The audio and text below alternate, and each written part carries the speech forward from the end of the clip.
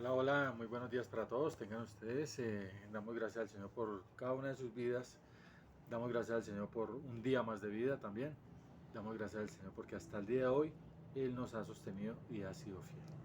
También damos gracias al Señor por estos medios, porque a través de ellos podemos seguir edificándonos mutuamente. En esta ocasión seguimos en la saga Tras las huellas del Maestro, un recorrido exhaustivo por los 4 evangelios paso a paso, 250 eventos que nos dejaron allí plasmados en los evangelios que hablan del ministerio de Jesús, el ministerio de nuestro Señor Jesucristo, y de los cuales estamos extrayendo lo mejor para nuestras vidas, para la iglesia, para cada uno de nosotros. En esta oportunidad vamos a ir al Evangelio de Lucas, capítulo 10 del 25 al 28. Evangelio de Lucas, capítulo 10, 25-28. Hoy veremos practicando la palabra del Señor. Practicando la palabra del Señor, Lucas 10, 25-28. Pero antes de hacer esta lectura y comenzar esta pequeña reflexión, vamos a darle gracias al Señor y a pedir de su guía. ¿Les parece? Muy bien. Papito Dios, gracias por lo que has hecho por cada uno de nosotros, Señor. Gracias por este nuevo día. Gracias por la vida. Gracias por la salvación. Gracias por tantas cosas, mi Rey precioso. Queremos pedirte en esta hora, Señor, que seas tú guiando este devocional, que podamos meditar, Señor, sobre él, reflexionar y atesorar en nuestra mente y en nuestro corazón para la gloria y honra tuya. En el nombre de Jesús. Amén. Muy bien. Muchas gracias. Entonces, versículo 25 al 28 de Lucas 10 dice de la siguiente manera: y aquí un intérprete de la ley se levantó y dijo, para probarle, Maestro, ¿haciendo qué cosa heredaré la vida eterna? Él le dijo, ¿qué está escrito en la ley? ¿Cómo lees? Aquel respondiendo dijo, amarás al Señor tu Dios con todo tu corazón, con toda tu alma y con todas tus fuerzas, y con toda tu mente, y a tu prójimo como a ti mismo. Y le dijo el Señor, bien has respondido, haz esto y vivirás. Haz esto y vivirás, le contestó el Señor al intérprete de la ley. Veremos dos punticos cortos. Dos punticos cortos. Primero vamos a ver cuál era la actitud del intérprete de la ley. ¿Sí? ¿Quién era el intérprete de la ley? ¿Qué estaba haciendo allí? ¿Sí? Primero. Segundo, veremos una brecha muy grande. ¿A qué brechas nos vamos a referir? Bueno, ya vamos para allá. No sea impaciente, ya vamos a ir para allá. Una brecha muy grande. Entonces vamos, en primera medida, primer punto, la actitud del intérprete de la ley. La actitud del intérprete de la ley, como bien hemos estado estudiando a través de, de estos estudios, de estos devocionales, perdón, eh, en el pueblo de Israel existían varios líderes, o todo el conjunto de los líderes que estaban en desacuerdo y odiaban y querían matar al Señor Jesús. Dice de los fariseos, de los publicanos, los saducios, dice de los escribas, de los doctores de la ley, etcétera, etcétera. Estaban allí. Los herodianos, los elotes, en fin, todos confabulados para matar al Señor, porque estaba causando un efecto contrario al que ellos querían y estaban esperando. Bien, ese es otro tema que más adelante trataremos. Por ahora, dejémoslo ahí. Lo querían matar, lo odiaban. Entonces aquí tenemos uno de esos líderes. ¿Sí? Y uno de esos líderes se llamaba un intérprete de la ley. Cualquier intérprete de la ley. Un señor que había dedicado toda su niñez, toda su adolescencia, su juventud, gran parte de su juventud mayor, su madurez en estudiar la palabra del Señor. Personas que conocían de memoria los primeros 5 de la ley de Dios, de memoria, era una norma. Eran personas ya adultas, maduras. Está allí, tenemos a este Señor. Eh, se levantó para probar al Señor. Se levanta, intérprete de la ley, a realizar una pregunta elaborada. Parece ser que el Señor está en una reunión, está dialogando. Parece ser que cuando el Señor Jesús, por lo general, según nos dice todo el texto, que cuando Él se sentaba a hablar, a compartir, lo hacía sentado. Esto lo hacían los grandes maestros de Israel. Donde estaba la multitud, se llegaba el maestro, se sentaba y las personas entendían que el maestro iba a decir algo supremamente importante y todos se sentaban y hacían silencio y el maestro hablaba. Parece ser que esta es una reunión de esas y estaba este intérprete de la ley, pero el intérprete de la ley se pone de pie a elaborar una pregunta, a interrumpir y a elaborar una pregunta. ¿Sí? Pero preguntar no es pecado. Por supuesto que no es pecado preguntar. El punto es la actitud con la que se está dirigiendo este señor y el contexto histórico y el contexto que está rodeando ese instante de la reunión, ¿sí? Y la motivación que llevaba a esto. Entonces dice que este intérprete de la ley se levanta, se pone de pie, tal vez llamar la atención, estando todo el mundo sentado, y lo decimos porque es el contexto que trae todos los evangelios, ¿no? Y mirando algo de cultura judía. Entonces se pone de pie, llama la atención y lanza una pregunta elaborada al Señor. ¿Sí? Pero esta pregunta elaborada llevaba su pis de veneno. Era una cascarilla para poner tal vez en ridículo al Señor. Recordemos que aquí a esta altura ya todos los líderes están planeando matar al Señor. De hecho ya lo han sacado a empujones de sinagogas. De hecho ya le han llevado al borde de los precipicios para despeñarlo, pero pues no había llegado la hora, por eso no lo habían logrado. Y entonces este señor es un líder de Israel y quiere probar al Señor, quiere poner en ridículo al Señor. Y la pregunta es, ¿haciendo qué cosa heredaré la vida eterna? Maestro, ¿haciendo qué cosas yo podré ser salvo? ¿Haciendo qué cosas podré yo ser salvo? ¿Podré heredar la vida eterna? ¿Podré estar con Dios? ¿Podré estar en el seno de Abraham y no en el lugar de los muertos? Sí, en la condenación. Entonces, vemos y tengamos en cuenta que es para probarle. ¿Sí? Es para probarle.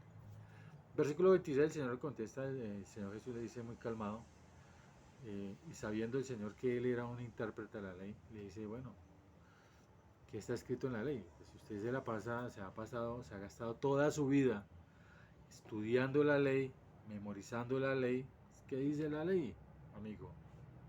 ¿O cómo lees? En otras palabras, no es que no haya leído, sino entiende lo que lee, porque si está en la ley y toda una vida, años enteros, leyendo la Biblia, bueno, la Biblia no, bueno, para ellos sí era la Biblia, bueno, la ley, no entendía entonces en qué estábamos. Y el Señor le contesta con estas dos preguntas. ¿Bien? Algo así para resaltar era que ya los líderes de Israel ya estaban helenizados, ya tenían la cultura helenística, ya había hecho mella en ellos. La cultura helenística que llevaba ya 250 años haciendo mella en el pueblo judío estaba. ¿Por qué? Porque era una de las maneras que utilizaban los líderes o los grandes sabios o los grandes filósofos, era ponerse de pie en las reuniones, elaborar preguntas eh, para hacerse notar y disminuir a la persona que le estaban preguntando. La idea era elaborar preguntas para llegar a su cometido y lograr un propósito definido de la persona que estaba preguntando. Eso se llama mayéutica socrática y se practicaba en los tiempos del Señor Jesús. ¿Sí? Y entonces parece ser que este líder estaba ya muy helenizado, porque ya lo que hemos visto hasta acá se para y dice, bueno, yo soy un doctor de la ley, voy a elaborarle una pregunta corcha, voy a corchar, en otras palabras, a este muchacho de 29 años, 30 años tal vez. A ver qué me responde, a ver qué tanto sabe, si sabe más que yo. Y el Señor le responde con otras dos preguntas. ¿Sí? O sea, le siguió el juego y le responde con otras dos preguntas. A lo cual este señor, este líder, le responde al Señor, ¿sí? Le cita la palabra de Dios, la tenía clara, la tenía en la mente. Había hecho una buena escuela dominical, el intérprete de la ley. Le cita Deuteronomio 6:5 y Levítico 19:18. Se lo cita de memoria. que dice, le cita, sí, amarás al Señor tu Dios con todo tu corazón, con toda tu alma, con todas tus fuerzas y con toda tu mente. Corazón, alma, fuerzas y mente. De ahí que algunos estudiosos, hago un paréntesis, algunos estudiosos dicen que el cuerpo humano está dividido en 4 partes. Otros dicen que 3, los tripartitos. Otros dicen en 2, dicotomía. Pero hay otros que dicen, no, mire, el Señor Jesús, que es Dios, dice que en 4. ¿En cuál cree usted? Bueno, tranquilo, no se preocupe, no se mate la cabeza con eso. Está bien, cualquiera de las 3, si usted cree, no va a perder la salvación, tranquilo. Cierro paréntesis, está bien. Entonces, responde de esta manera, interpreta la ley, pero además dice, pero además así de igual manera, y a tu prójimo como a ti mismo. O sea, amarás también a tu prójimo como a ti mismo. Y estaba bien respondido. El Señor también conocía la ley, y el Señor le va a responder en el siguiente versículo, dice, bien has respondido, está bien muchacho. No hay problema en lío ahí, está bien, contestó bien. Pero el problema no era que hubiese contestado bien, el problema era si lo estaba practicando bien. Y es ahí donde entramos en nuestro segundo punto, ¿sí? Una brecha tan grande. Vamos a ver, y el Señor lo va a desenmascarar, y Él mismo se va a desenmascarar, ¿sí? Con las respuestas que ha dado. Pues el Señor le va a decir, listo, está bien respondido, entonces hazlo. Haz esto y vivirás. Haz esto y vivirás. Tremendo. O sea, quiere decir que él no lo estaba practicando. Porque el Señor le está diciendo, hazlo, haz esto y vivirás. O sea, que hasta ese momento él no había practicado la palabra de Dios. Y también nos da evidencia de que no lo había practicado. Había una brecha en lo que él conocía en su mente, de lo que él había memorizado en su mente, de lo que entendía en su mente de la palabra del Señor, y la brecha era con lo que él practicaba. Porque él podría conocer mucho de la palabra de Dios, pero no lo estaba practicando, porque su prójimo en ese momento era el Señor Jesús, con el cual se estaba dirigiendo. Prójimo viene del griego praxis, que significa próximo, y el más próximo que el intérprete tenía en ese momento era el Señor Jesús, porque era con el que estaba haciendo una interlocución, estaban cambiando palabras. Ese era su prójimo. Y aquí el texto nos muestra que este intérprete lo que quería era poner en ridículo, poner a prueba al Señor Jesús. Era una actitud malévola, era una actitud de malicia, era una actitud de maldad. Tal vez había sido enviado para poner en ridículo al Señor y encontrar un argumento para poderle atrapar y poderle condenar y matar. Se estaba prestando para ser instrumento de Satanás, de división, de muerte. No estaba amando a su prójimo, pero sí sabía de memoria que debía amar a su prójimo, pero no lo estaba practicando. Se delató él solito. Si no podía amar al Señor Jesús, al Hijo de Dios, que no le había hecho ningún mal, le estaba ya aborreciendo, le estaba mirando cómo ponerlo en ridículo, cómo por debajearlo, cómo atentar contra él, sin hacerle ningún mal el Señor. Eso quería evidenciar que él tampoco amaba a Dios. Si no podía amar a su prójimo, tampoco podía amar a Dios. Aunque dijera que amaba al Señor, aunque lo repitiera como un lorito mojado, ¿sí? Pero no lo había entendido, no lo había puesto en su corazón. Aunque dijera que con todo tu corazón, amar a Dios con todo tu corazón, tu mente, tu alma y tus fuerzas, no lo estaba haciendo. No lo estaba haciendo porque estaba atentando contra la vida del mismo Dios, contra la vida del Señor Jesús. Nosotros, ¿qué de nosotros? Podemos llegar a saber palabra, podemos memorizar la palabra. Y está bien, no estoy diciendo que esté mal, debemos memorizar la palabra, debemos estudiar la palabra, debemos entender la palabra. De hecho, que el Señor dice, yo quiero que me entiendan y me conozcan, y el anhelo de Él es eso, y debemos hacerlo.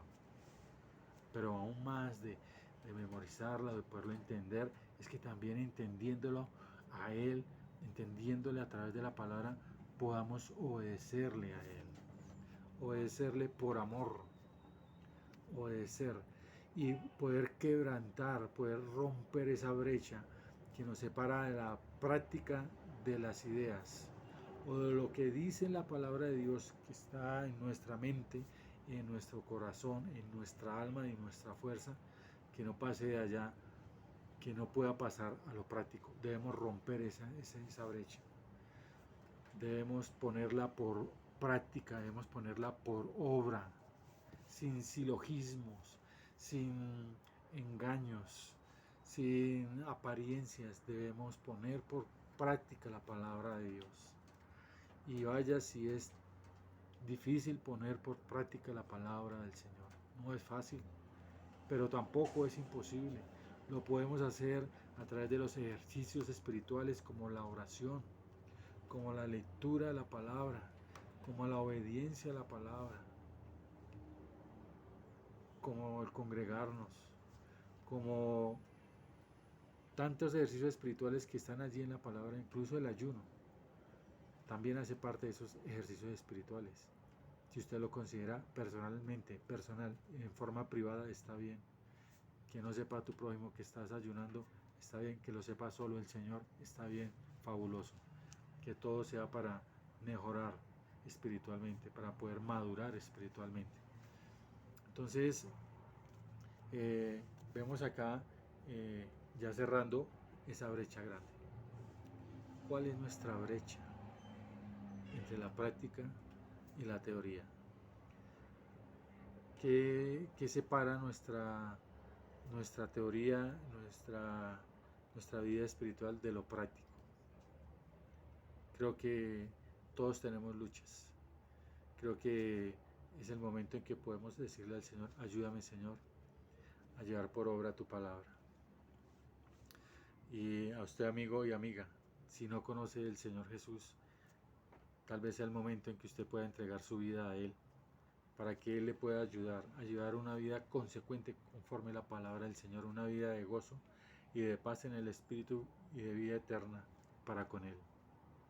Porque apartados de Él nada podemos hacer. Aunque usted me diga que usted puede trabajar, usted puede comer, jugar, puede divertirse, estar gozoso, pero en el profundo de su corazón hay un vacío enorme que solamente lo llena Dios. Y si no conocemos de Dios y no nos permitimos nosotros que Él llene ese vacío, cuando muramos ese vacío va a ser lleno por las llamas del infierno.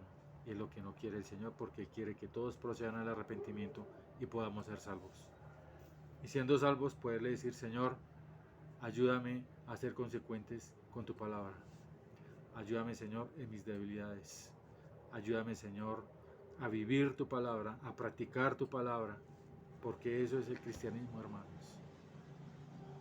Cristianismo es poder llevar la palabra al mundo, pero poder practicar la palabra, poder dar testimonio. De ahí hago un pequeño paréntesis, que testimonio se decía en los tiempos de Jesús, significa la palabra mártir. Un mártir, martirio, es igual a testimonio. Y hay sacrificio, claro que hay sacrificio en el testimonio. Pero si cierra paréntesis, gracias. Si estamos llenos del Espíritu de Dios, si estamos llenos de su palabra, si tenemos el anhelo, el deseo de amar al Señor con toda nuestra mente, con todo nuestro corazón, con todas nuestras fuerzas, con toda nuestra alma, al Señor y así a nuestro prójimo, podemos vivir la palabra siendo misericordiosos, siendo amorosos. Miremos ahí, el texto dice que amar a Dios y amar al prójimo. El centro de amar a Dios y amar al prójimo es el amor. Y el amor está constituido por una palabra, por dos palabras que se llama misericordia y gracia. Porque entre la gracia y la misericordia está la justicia de Dios. Ese es otro tema que vamos a ver más adelante, si el Señor lo permite. Bueno, muchas gracias. Que el Señor nos continúe bendiciendo a ustedes y continúe bendiciéndome a mí. El Señor les continúe bendiciendo. Muchas gracias. Termino en oración. Amado Dios, gracias por este tiempo, Señor. Amado Padre, gracias también porque podemos abrir tu palabra y guíanos y enséñanos, Señor, de tu amor. Ayúdanos a ser consecuentes con tu palabra en este día, Señor. A poner por práctica tu palabra, Dios. Todo, Señor, te lo pedimos en humildad por los méritos de aquel que murió en la cruz del Calvario, nuestro Señor Jesucristo. Amén y amén. Muchas gracias.